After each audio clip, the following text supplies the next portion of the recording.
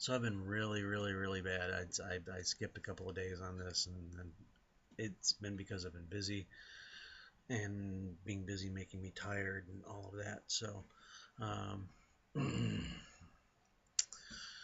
bad boy, bad boy.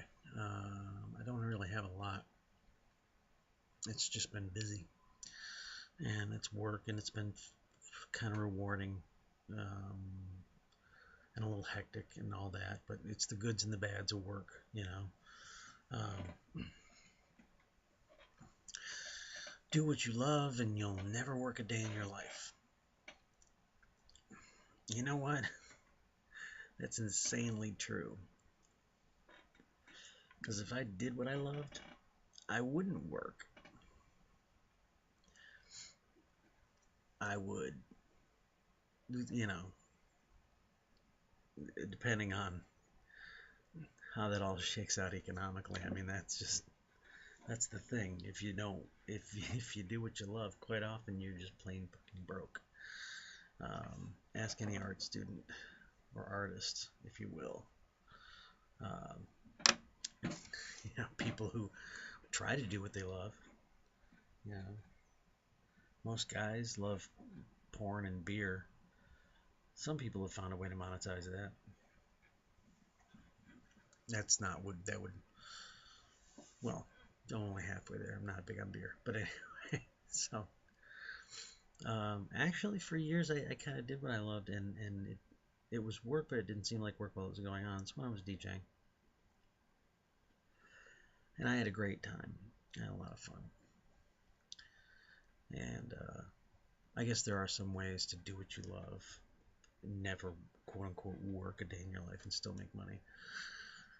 But I don't think too many people can, because first of all, most people can't figure out what they love. They really can't. They don't have enough depth, enough anything in their life to to determine what they love, or maybe that they've never really gotten the chance to figure out what they love. I think that's a pretty important point. Is that a lot of people don't get a chance to figure out a what they love, b what they're good at, and c something that kind of at least hits the middle ground, if not home run on that. Um, I think most people end up having to survive, just plain out survive. Work a crappy job for however many years. Pardon me one second. My beverage is way over there, and I need a little bit of this. Anyway, most people, I think,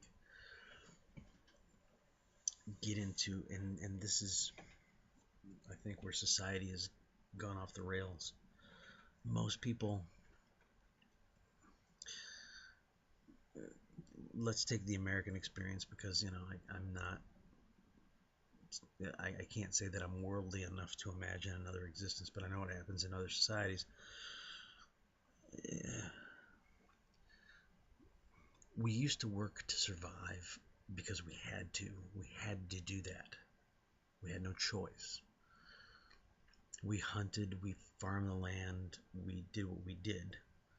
And then eventually human beings came up with the concept of having a job, or what do you do? Heck, the majority of people of Euro descent, their names come from their family's job. Um, you know, anyone with the last name of Miller, somewhere deep back in your history, was somebody who ran a mill, grain mill or whatever. You know, and there are other examples. I won't get way into it, but your name came from what you did, so it really did define you. Your family. Most people went into the family business, which was usually keeping the family from starving. Now we've done such a good job of what we think is moving forward and evolving. We don't do things that directly affect or make our survival. We don't till the soil, plant the seeds, harvest and eat. We don't go out and hunt or fish and eat that, because food was the main driver, and we got better and better at it to the point where not everybody had to do it, and then it was time to have jobs. Some guy learned to work the leather, and he was a tanner. Then or what have you, and then there was the guy that learned to work the metal, and he was the blacksmith, and there was on and on. The mason, the what have you. And of course, these are fine and good professions, and you can see where they are very directly related to the survival. You gotta have the clothes, you gotta have the shelter, you gotta have the implements. But now we make things like cell phones, and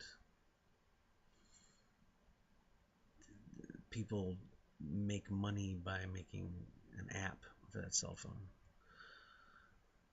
And you try to think of, don't get me wrong, I'm not dissuading anybody's profession. I mean, I've tried to make music, and God knows that debate of what kind of intrinsic values the art, any kind of art has.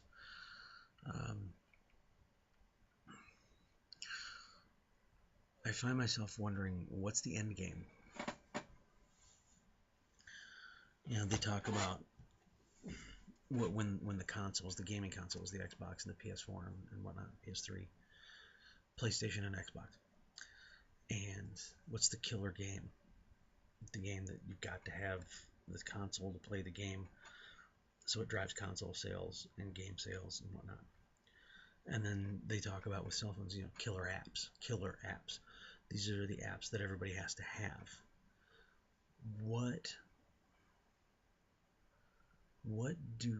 Where is the end game on this stuff? And I guess I'm not as much of a futurist as I should be. I like to think of myself as being a forward-looking person.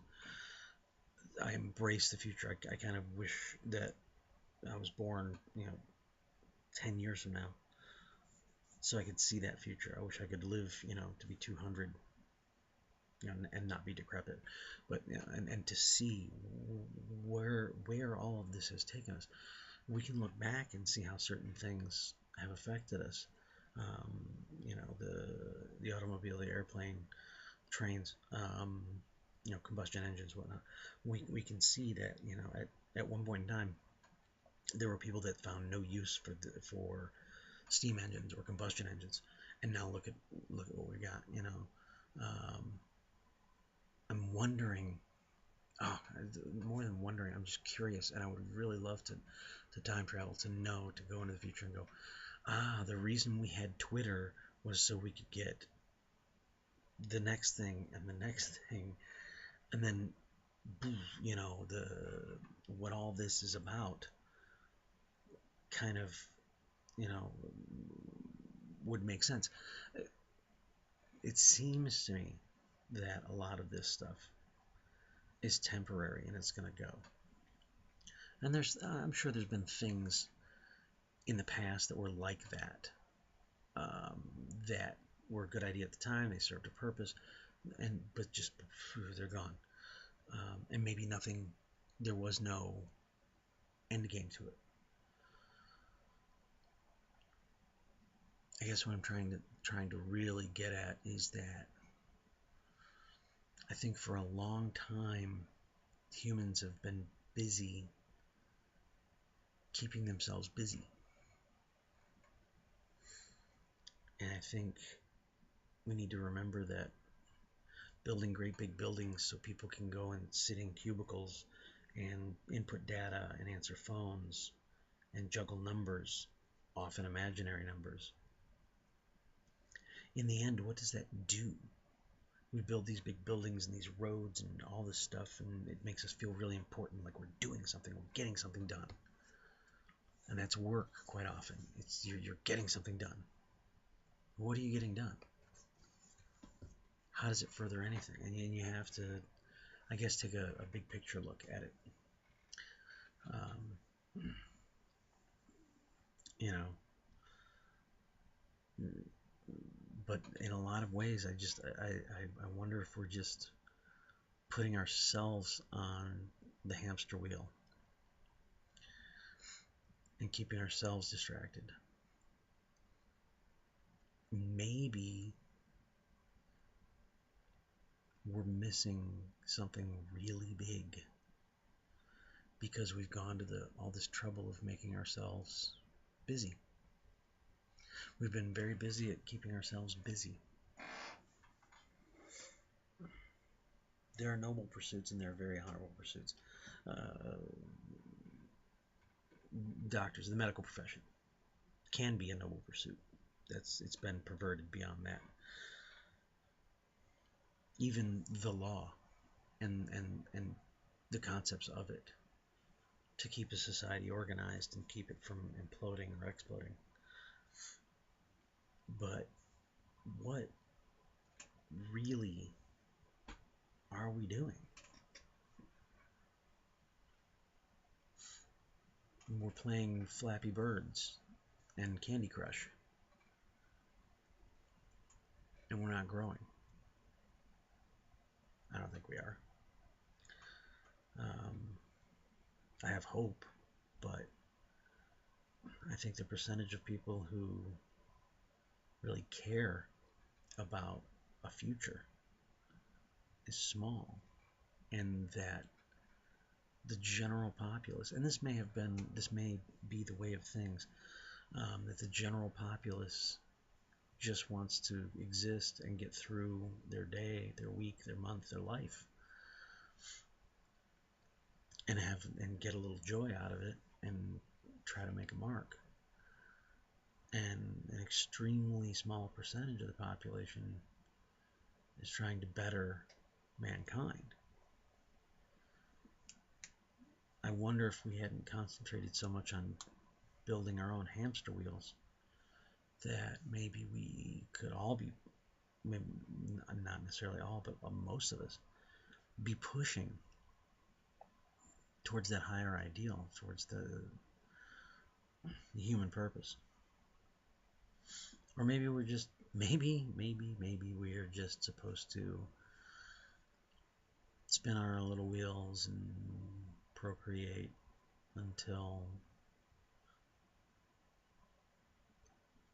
we're something more. I don't know. I really don't. Whew, wow, I got all philosophical and I don't know. Meaning of life shit.